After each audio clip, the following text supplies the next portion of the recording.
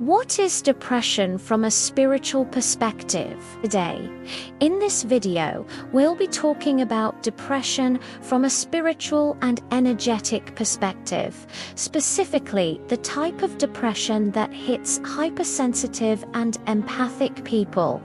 This is not meant to romanticize depression in any way, and it is not meant to be medical advice. It is simply an explanation that goes beyond clinical or strict scientific understanding, which offers a different perspective. If this resonates with you or feels like it relates to your personal experiences, then perhaps this can give words to your feelings. Depression is often misunderstood because it is mistaken for sadness, weakness, or a flaw in character, when in truth it is none of those things. Sadness moves through the body. Grief has waves and texture. Pain, when allowed, shifts and transforms. Depression is different. Depression is constriction. It is the nervous system and the psyche quietly saying, "I cannot metabolize what I am living." It is not a collapse, but a protective shutdown, a conservation response that emerges when a person is exposed to more stress, contradiction, isolation, or meaninglessness than their inner systems can integrate. The energy pulls inward, motivation dims, emotional range flattens, time begins to feel heavy and slow. This is not a failure of will, it is an attempt to survive. What is crucial to understand is that the rising prevalence of depression is not primarily an individual problem, it is a structural one. Human beings evolved for connection, rhythm, shared meaning, and embodied presence, rather than the excessive need for dissociation we see today. And modern life fragments all of these needs at once. Community is replaced by transactional contact, meaning by productivity metrics, rhythm by constant stimulation, belonging by performance. The psyche does not initially revolt against this kind of environment, it withdraws. Depression is often the body saying that the world no longer mirrors the self, that something essential has gone missing. At the center of this structural failure is society itself, which has grown increasingly unnatural in its design. Many modern systems function less like ecosystems and more like parasitic architectures, extracting time, attention, labor, and emotional energy while offering little genuine nourishment in return. Human life is organized around abstraction rather than lived reality, around compliance rather than coherence.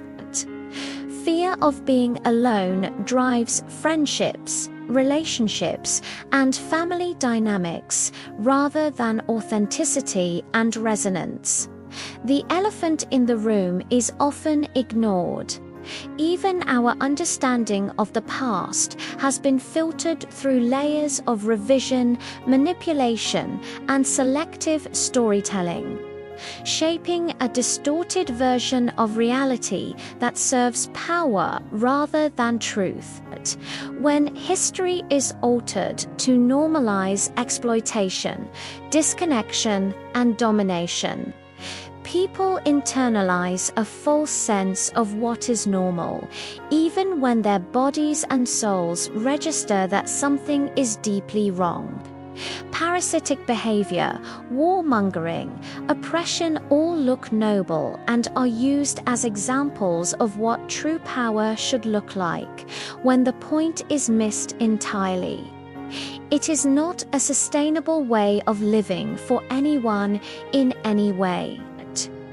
Depression often arises at the point where the nervous system refuses to fully adapt to a lie, and society and history are full of them.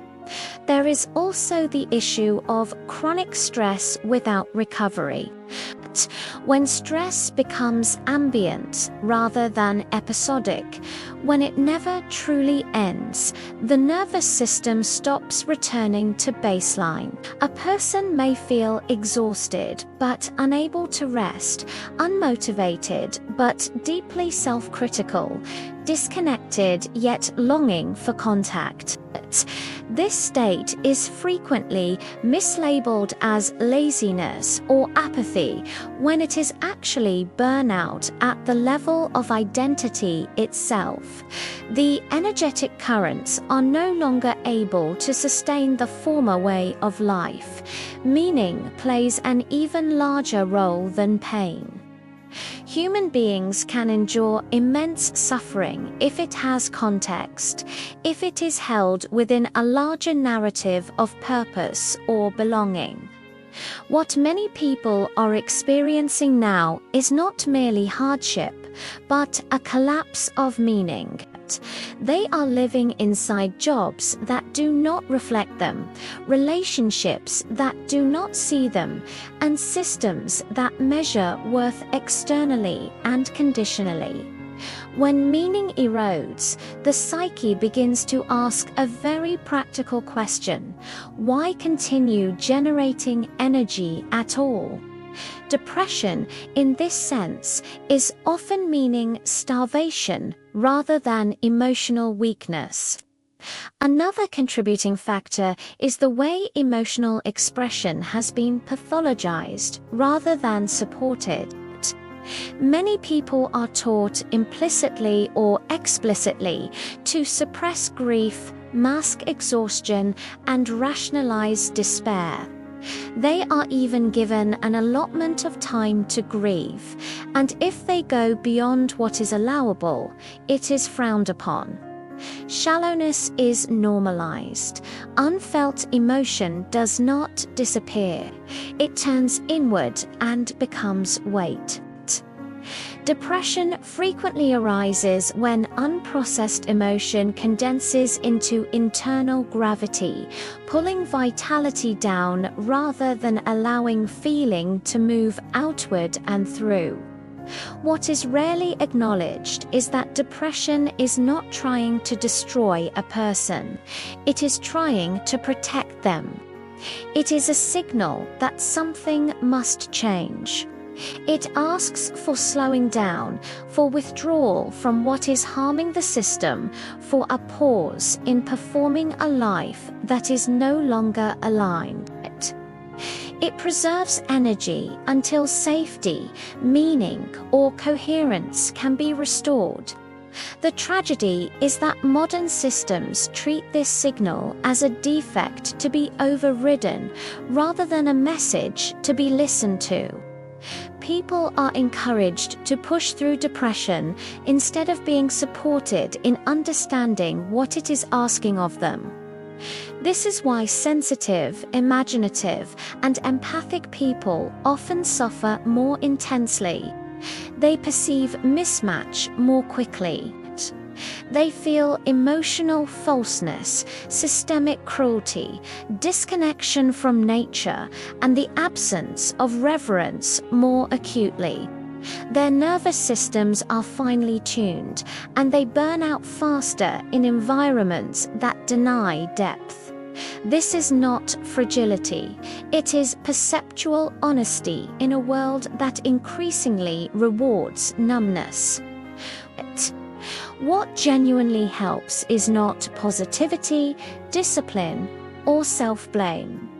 What helps is restoring coherence and safety in the nervous system, rhythms that allow real recovery, meaningful contribution rather than endless output. Genuine connection, even if it is with only one being. Permission to feel without immediately fixing. Above all, the removal of shame. Depression deepens when people believe they are broken for experiencing it, when their suffering becomes a moral failure rather than a human response. Many people are not depressed because they are failing at life. They are depressed because life, as it is currently structured, is failing the human nervous system. And often, the ones who feel this first are the ones who still remember what aliveness is supposed to feel like. You do not need to be fixed. You need to be met, you need to be loved, and you need to be acknowledged. And these needs are not weaknesses, but are necessary for a harmonious relationship with oneself and life in general.